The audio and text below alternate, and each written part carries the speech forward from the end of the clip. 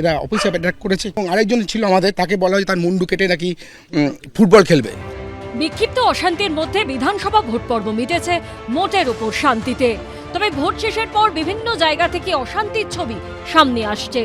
বুধবার দ্বিতীয় দফার ভোট হয়েছে, আর সেই রাতেই বিজেপির পোলিং এজেন্টের অফিস ও গাড়িতে হামলা এবং ভাঙচুরের অভিযোগ উঠল গড়িয়ার পঞ্চসাহেব এলাকায়। যাদবপুর বিধানসভা কেন্দ্রের অন্তর্গত 153 নম্বর বুথের বিজেপি এজেন্ট শান্তনু সরকার। গড়িয়ার পঞ্চসায়রে এই হলো তার নির্মাণ সংস্থার অফিস।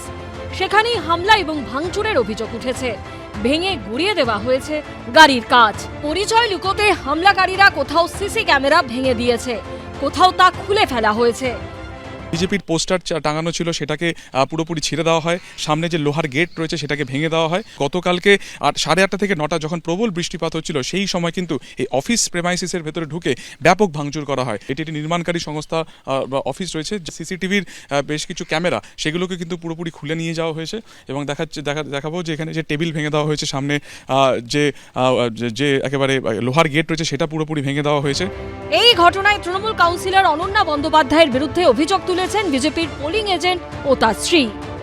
আমার জন্য ওয়েট করছিল, বেরোলে পর মারবে। আমার মিসেস গাড়ি নিয়েছিল, মিসেসের গাড়ির উপরে ফার্স্ট ওই বুথের ওখানে অ্যাটাক হয়। এবারে যখন খবর পাই যে আমার অফিসে অ্যাটাক হয়েছে, আমাদের এখানে কাউন্সিলর যিনি আছেন অনন্যা ব্যানার্জি, উনিও প্রেজেন্ট ছিলেন। আমি এজেন্ট ছিলাম বলেই হামলা। তৃণমূল দলের, তৃণমূলের দুষ্কৃতী এরা সব। এখানে সব থেকে আশ্চর্য ব্যাপার, কাউন্সিলর নিজে মানে এসে এইসব, তার সাথে আরও অনেক ছেলেপেলে ছিল।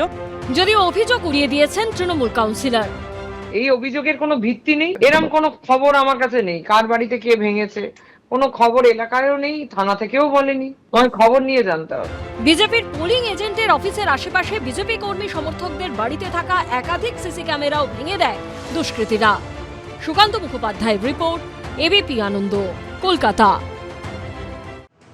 ভোট মিটতেই প্রকাশিত হলো জোড়া পরীক্ষার ফল। সোমবার বিধানসভা নির্বাচনের ভোট গণনা, তার আগে বৃহস্পতিবার বেরোলো আইসিএসসি আইএসসির রেজাল্ট। দুই পরীক্ষার ফলে রাজ্যের টপারের ছড়াছড়ি। আইএসসিতে 100% নম্বর পেয়ে রাজ্যে প্রথম 7 জন পরীক্ষার্থী।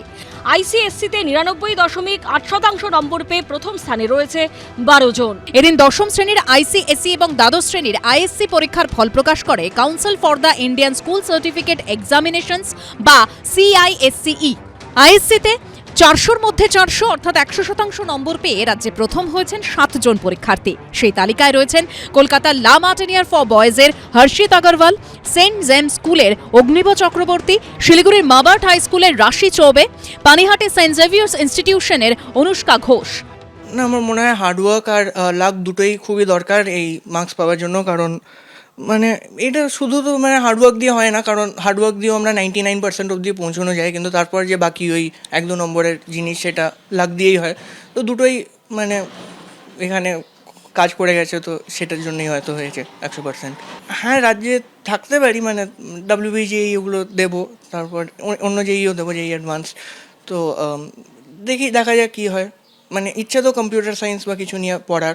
আমার এক্সপেকটেশন ছিল যে আমি ফার্স্ট হব, তো মা বলছিল যে তুই হবি, অ্যান্ড যদি নাও হোস তাতেও কিছু এসে যায় না, you will still be who you are, and that's okay. So সেটা আমাকে বেশ অনেকটা মোটিভেট করেছে। এবং এমনি ওরকম বাধা ধরা কিছু ছিল না, বাট ঘরে যখন থাকতাম মোস্টলি পড়াশোনাই করতাম। মাঝে মাঝে খুব বোর হয়ে গেলে I like seek some solace in my hobbies and stuff, but that's it. এছাড়া 100% নম্বর পেয়ে আইএসসিতে রাজ্যে প্রথম হয়েছেন জোকার বিবেকানন্দ মিশন স্কুলের সুজাত পাল, কলকাতার দ্য হেরিটেজ স্কুলের ইলিনা রাজকুমার উদানি এবং দিল্লি পাবলিক স্কুল মেগাসিটির Anand Rami. I love all the subjects I'm doing. Like, if I have to choose, since I have to choose one, I'll do political science undergraduate and then international relations masters. So something in the field of diplomacy. So I'll either go the UPSC route and become Indian foreign officer to represent India in, foreign committees.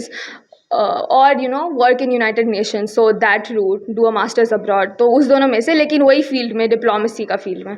ভালো লাগলো শুনে, এতটা ভালো হবে আমি expect করিনি। এটা একটু আনএক্সপেক্টেডই ছিল। ধৈর্য সব থেকে আগে, আর হার্ডওয়ার্ক, আর তারপরে লেগে থাকতে হবে, মানে ছেড়ে চলে যাওয়ার গেলে হবে না। যেটা করছি সেটার উপরে লেগে থাকতে হবে, সেটাই আমার কাছে মনে হয়েছে সব থেকে বেশি ইম্পর্টেন্ট। 2026-এর আইএসসি পরীক্ষায় রাজ্যে পাশের হার 98.9%। বিজেন্দ্র সিংহ, কৃষ্ণেন্দু অধিকারী, অরিত্রিক ভট্টাচার্যের রিপোর্ট, এবিপি আনন্দ। এবিপি আনন্দ, এগিয়ে থাকে, এগিয়ে রাখে।